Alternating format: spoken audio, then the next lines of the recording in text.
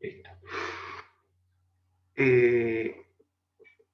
Bueno, habíamos visto que la impedancia podía variar con la frecuencia. ¿Por qué? Y porque hay bobinas. Y cuando hay bobinas se deforma, yo le conté un poquito, núcleo magnético, el núcleo magnético, la característica que tiene entre flujo, entre campo magnético, entre densidad e intensidad de campo magnético, no es lineal, y esa no linealidad de, de, de lo que sería la curva de magnetización de los materiales magnéticos, hace que la corriente se deforme un poco y aparezcan otras, un conjunto de corrientes dando vuelta, y se puede dar la condición de que una de esas corrientes genere esa condición de resonancia y un aumento de la corriente en el circuito. Entonces la pregunta es, ¿cuál es la condición para que un circuito entre en resonancia? ¿Cuál es la condición? Las impedancias inductivas y capacitivas tienen que ser iguales para que se cancelen. Sí, en todo circuito, la condición de resonancia es esto. Entonces va a haber una frecuencia en particular que va a cumplir esa condición, que XL sea igual a XC. Y ahí estamos en la peor condición para nosotros, porque tenemos una disminución de la impedancia, por lo tanto, aumento de la corriente. Bien, yo acá arriba puse la fórmula, lo que hice fue eso. Esto lo hice un poco apurado porque se terminaba la clase. Condición de resonancia, igualé, y después despejar. Es matemática. Hay que despejar. Y entonces, a ver, si yo tengo un circuito paralelo,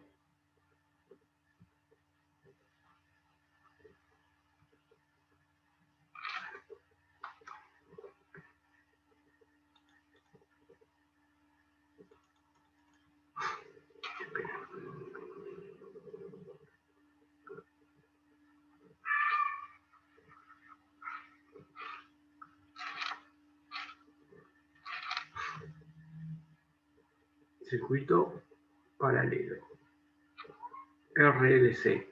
Calculen cuánto es la frecuencia de resonancia en este circuito.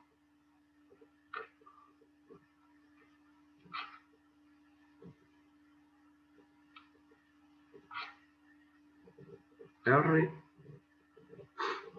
menos JXC y JXL. Circuito paralelo.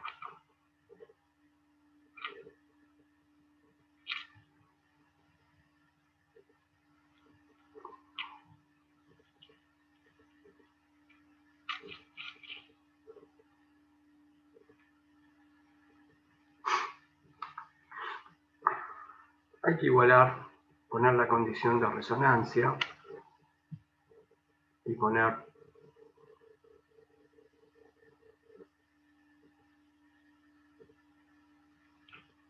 bueno, miren.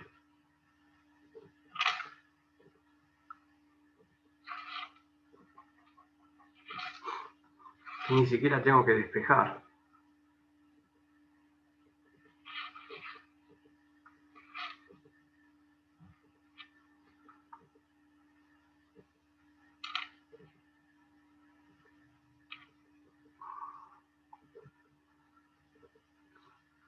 Por lo tanto, ¿cuánto vale la frecuencia de resonancia de un circuito paralelo? ¿Cómo es la expresión? A eso me refiero. ¿Cómo es la expresión?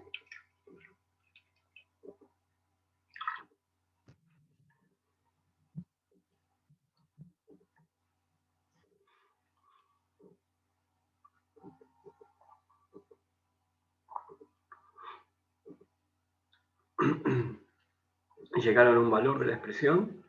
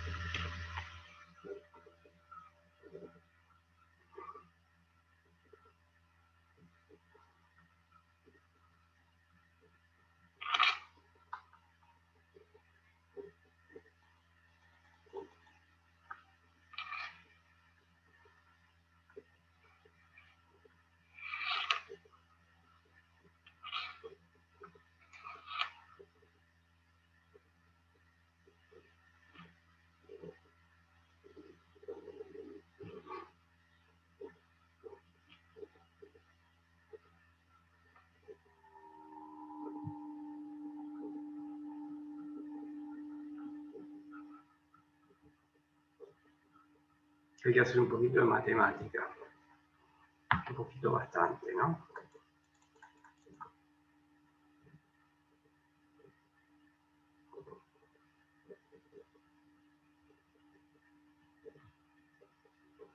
Raíz de 1 es 1, y abajo puedo poner raíz de 4 y cuadrado por raíz de LC.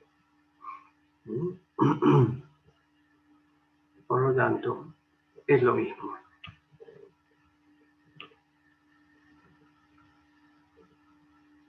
O sea, la frecuencia de resonancia en un circuito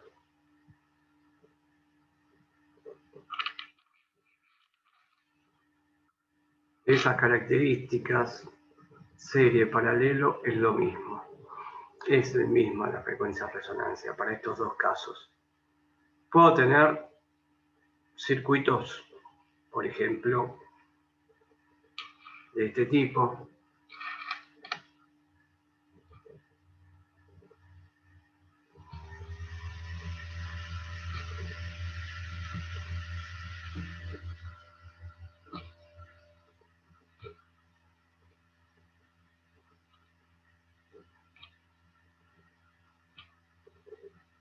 Vamos rápido porque no vamos a calcular la frecuencia de resonancia para esto. Por ejemplo, este circuito que está acá, con 1, 2, 3 resistencias, bobinas, capacitores. Para calcular la frecuencia de resonancia es lo mismo.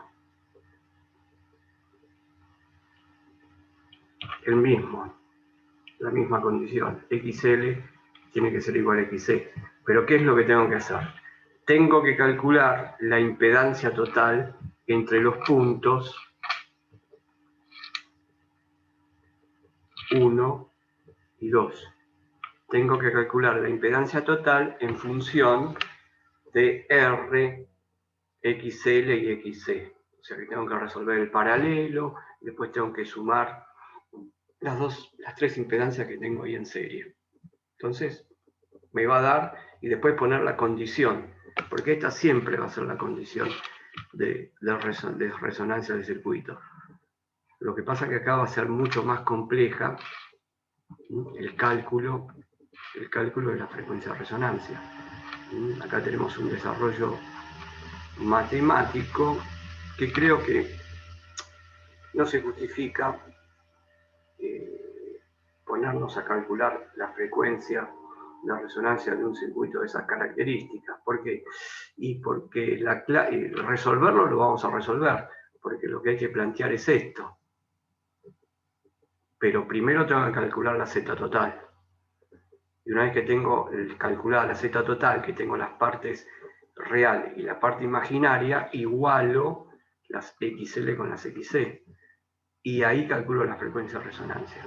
Lleva mucho tiempo hacer ese cálculo y vamos a tener una expresión de la frecuencia de resonancia totalmente distinta a la que tenemos en estos dos casos Estos dos casos de combinación de circuito serie o circuito paralelo, de estas características, donde la frecuencia de resonancia resulta ser la expresión idéntica, 1/2π por raíz de LC. Ya acá es un poco más complejo,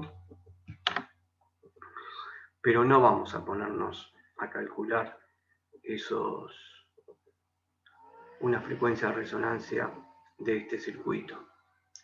Bien, acá lo importante es si se entendió bien este concepto de que si nosotros trabajamos, también trabajamos con frecuencias que son 50 ciclos, pero la impedancia, el valor de Z, y sobre todo el valor de XL y XC van a depender de la frecuencia, y eso es lo importante que nos tiene que quedar de este tema, que siempre va a haber una variación y que las impedancias se van a estar, si está variando la frecuencia, se van a estar marcando. ¿Recuerdan cuando hicimos, no sé si la hice con esto,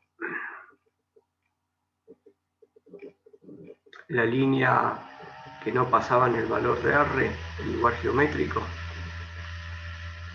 Acá. Que si yo tengo una impedancia dada y quiero hacer el análisis con la frecuencia de esa impedancia, voy a tener que todos los vectores de impedancia van a terminar sobre una línea, la línea delimitada por la resistencia del circuito, y que eso se lo llama lugar geométrico de impedancias. O sea, cuando le están hablando del lugar geométrico de impedancias, directamente le están hablando de, bueno, grafique esta impedancia, cómo varía con la frecuencia. Y es ese dibujo, el dibujo que tenemos ahí.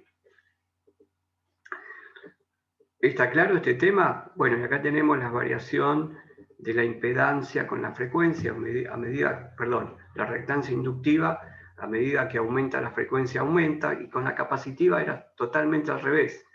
A frecuencias bajas